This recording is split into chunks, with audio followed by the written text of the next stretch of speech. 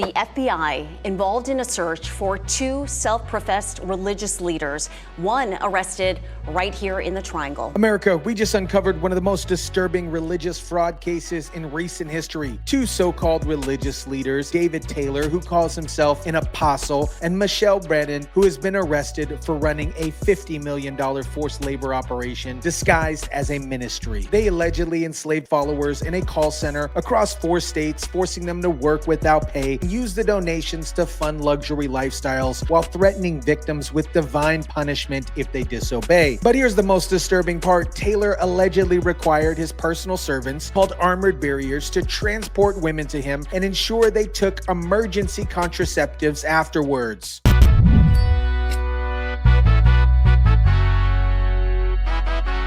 Two pastors now facing federal charges in a $50 million labor and money laundering scandal linked to a Houston ministry.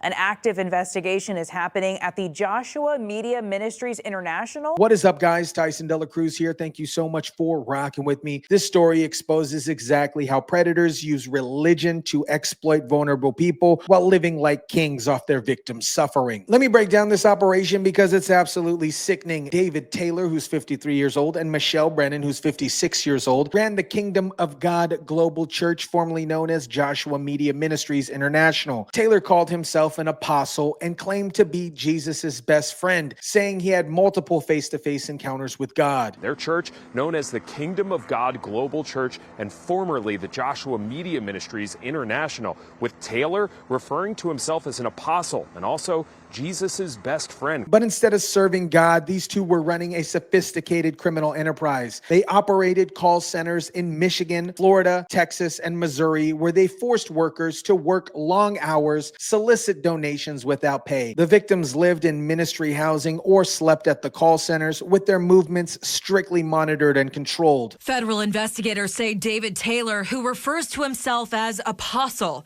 and Jesus's best friend, and his second in command, Michelle Brannon, lured people in nationwide with promises to fulfill their spiritual hunger and work as unpaid phone solicitors at call centers to serve as Taylor's arm bearer. The federal indictment reveals that Taylor set impossible donation goals that were designed to fail. When victims couldn't meet these unrealistic quotas, they faced brutal punishment, including public humiliation, food restrictions, sleep deprivation, physical assaults, and threats on divine judgment and eternal punishment. Here's where this case gets particularly disturbing. Taylor had what he called armored barriers, essentially personal slaves who had to serve him around the clock. These weren't just assistants, they were people completely under his control who had to fulfill his every demand. According to prosecutors, these armored barriers were tasked with transporting women to Taylor's location. Even more disturbing, some of these women were allegedly told to take emergency contraceptives. Think about what this implies. This fake apostle was using his religious authority to exploit women while making sure there would be no evidence for his actions.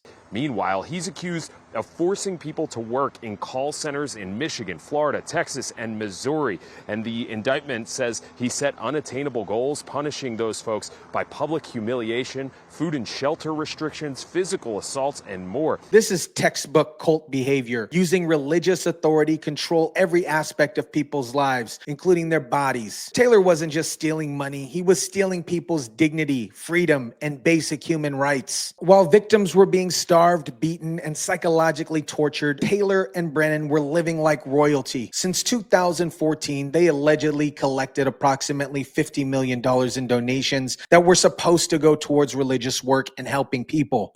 The indictment also accuses the pair of using millions in donations to fund a lavish lifestyle, buying luxury properties, cars, a boat, jet skis, and more, while threatening victims with humiliation, food restrictions, sleep deprivation, and even claims of divine punishment if they fail to comply. Instead of helping everyone, they spent the money on luxury properties, expensive cars, boats, jet skis, and other recreational vehicles. So while people were sleeping on the floors of call centers and being denied food as punishment, Taylor was buying boats and jet skis with the money that donors thought were going to help people. Federal officials allege Taylor lived lavishly off nearly $50 million in donations since 2014. The FBI says the takedown spanned multiple multiple states, including right here in Texas, along with Florida and Missouri. The contrast is absolutely disgusting. Victims were threatened with divine punishment if they didn't work harder to raise money, while Taylor was using that same money to fund a lifestyle that would make Hollywood celebrities jealous. The FBI conducted a massive multi-state operation to take down this criminal enterprise. They raided properties in Houston, North Carolina, and Florida as part of a coordinated effort involving multiple field offices. Multiple law enforcement agencies, including the FBI,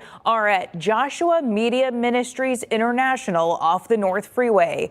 According to its website, this is a Kingdom of God global church. The investigation revealed the scope of this operation. The facility in Houston was a former hotel that had been converted into a ministry campus, housing missionaries and students. But instead of training religious workers, it was being used as a base for forced labor operations. This forced labor scheme resulted in at least $50 million in donations since 2014, which Taylor and Brannon said would be spent on supporting victims of human trafficking, all while they are now accused of committing that crime. Taylor was arrested in North Carolina while Brannon was arrested in Tampa, Florida. The fact that they were in different states shows that they were trying to avoid law enforcement and continue their operations as the investigation closed in on them. Both Taylor and Brannon face serious charges that could put them away for decades. They're charged with conspiracy to commit forced labor and conspiracy to commit money laundering. Each charge carries up to 20 years in prison and substantial amount of fines. A grand jury in Michigan returned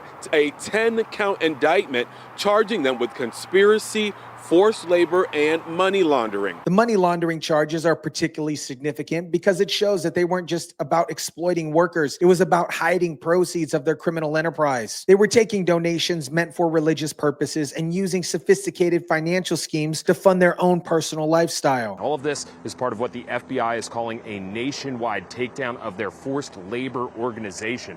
So they will be out here for a while. We're still trying to learn what the connection is to Durham and why Taylor was here in the first place. And when convicted of all charges, both defendants could face up to 60 years in prison. That's appropriate and fair for people who spent over a decade enslaving vulnerable people while stealing millions of dollars meant for charitable purposes. America, this case perfectly illustrates how predators use religion to exploit vulnerable people. David Taylor and Michelle Brannon took something sacred, people's faith in God, and twisted it into a weapon for control and abuse. They convinced victims disobeying Taylor was disobeying God, that failing to meet impossible goals would result in divine punishment, and that suffering was part of their spiritual journey. This is exactly how religious predators operate. They use people's deepest beliefs against them. The victims in this case weren't just financially exploited, they were psychologically tortured, physically abused, and in some cases allegedly taken advantage of in the most personal ways, all while Taylor lived in luxury and called himself an apostle piece of. This case also shows the importance of federal law enforcement in taking down these multi-state criminal enterprises. When local authorities might be overwhelmed or intimidated, the FBI has the resources and jurisdiction to conduct the kind of comprehensive investigation needed to bring these criminals to justice. The good news is that both Taylor and Brannon are now behind bars, and their victims can finally start the healing process. But the psychological damage from this kind of abuse can last a lifetime. Let me know what you guys think about this. Drop it down in the comment section down below. Smash the like button if you kindly would. Share, subscribe, and as always, guys,